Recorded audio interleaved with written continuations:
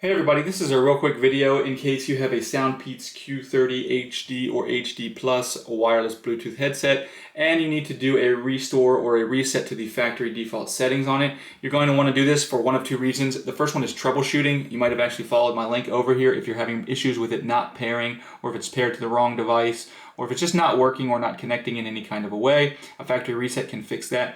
The other reason you might want to do this is just for any reason where you want to basically wipe all of the pairing history off of them so that you can sort of just, set these up like they're brand new coming out of the box, and it's really easy to do. All we need to do is we need to make sure that they're charging. They're plugged in to a power source that has power, and they are charging. And when they're charging, the LED indicator will be solid red, and that's how you'll know that it's charging.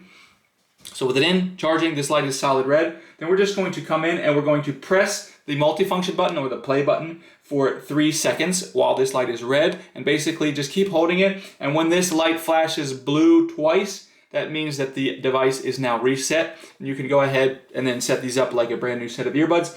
So anyways, hope this video helped. If it did, if you'd leave me a like, I'd really appreciate it. And thanks a lot for watching.